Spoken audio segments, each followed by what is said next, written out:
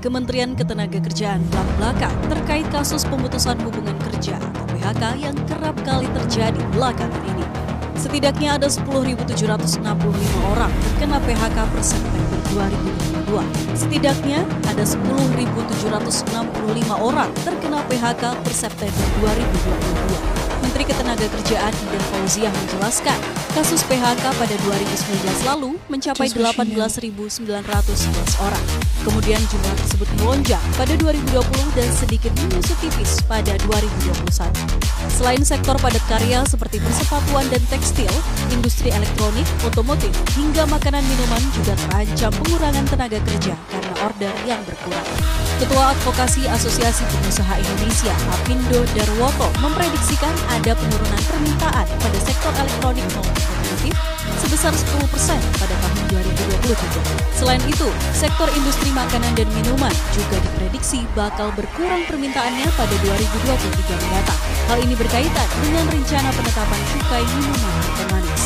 Menaker pun mewanti-wanti perusahaan untuk sigap dalam menghadapi ancaman gelombang PHK. Salah satu cara yang bisa diambil ialah dengan memotong gaji serta tunjangan yang selama ini didapatkan oleh para petinggi perusahaan seperti direktur.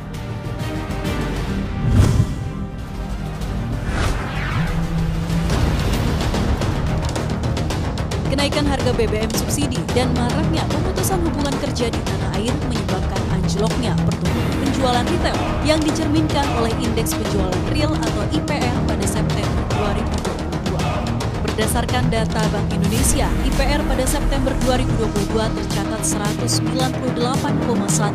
Hal ini merupakan pertama kalinya IPR RI berada di bawah 200 sejak Oktober 2021 atau terendah dalam setahun. Dibandingkan periode yang sama tahun lalu, penjualan retail tumbuh 4,6% pada September 2022. Pertumbuhan tersebut jauh lebih rendah dibandingkan Agustus yang tercatat pada level 4,9%. Meski demikian, survei BI menunjukkan IPR akan tumbuh pada Oktober 2022 menjadi 204,3.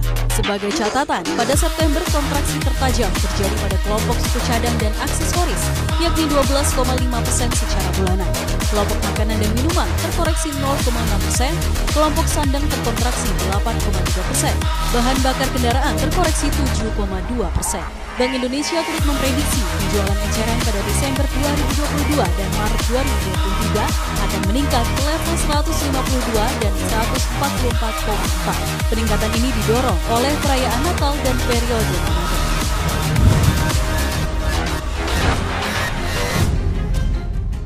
Menko Kemaritiman dan Investasi Luhut Binsar Panjaitan menyebut produksi baterai kendaraan listrik pertama di Indonesia ditargetkan paling lambat pada kuartal ketiga tahun 2024 mendatang. Rencana tersebut sedikit mundur dari target awal pemerintah yakni kuartal kedua tahun depan. Luhut tidak merinci penyebab mundurnya target produksi baterai kendaraan listrik pertama. Namun Luhut memastikan akan membuka peluang kerjasama dengan siapapun untuk merealisasikan rencana tersebut. Untuk mendorong iklim industri hijau, pemerintah telah mengeluarkan Perpres nomor 55 tahun 2019 tentang percepatan program kendaraan bermotor listrik berbasis baterai. Selain itu, Presiden juga telah menginstruksikan penggunaan kendaraan bermotor listrik berbasis baterai yang tertuang dalam Inpres nomor 7 tahun 2022.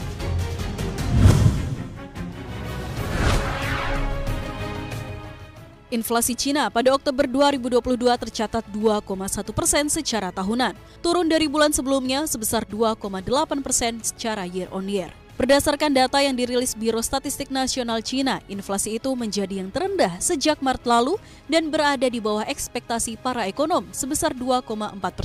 Inflasi makanan tercatat turun menjadi 7% dari sebelumnya 8,8% pada September 2022. Kendati harga daging babi masih tinggi. Selain itu, inflasi non-makanan melambat menjadi 1,1% di tengah kenaikan yang lebih kecil pada harga transportasi dan komunikasi yakni 3,1% year on year dan kesehatan 0,5% year on year. Adapun inflasi makanan tidak berubah sebesar 0,5% year on year. Sementara itu, biaya perumahan mencatatkan deflasi 0,2%. Cina telah menetapkan target inflasi di kisaran 3% untuk 2022 sama seperti pada 2021.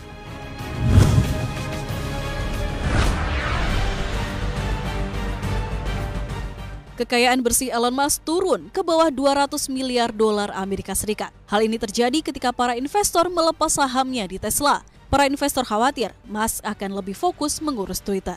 Saat ini, Musk memiliki kekayaan bersih 194,8 miliar dolar Amerika Serikat atau setara 3.044 triliun rupiah, dengan sebagian besar berasal dari 15% sahamnya di Tesla. Tesla telah kehilangan hampir setengah dari nilai pasarnya. Kekayaan Musk pun kini diperkirakan turun hingga 70 miliar dolar Amerika Serikat sejak ia mengajukan pembelian Twitter pada bulan April lalu.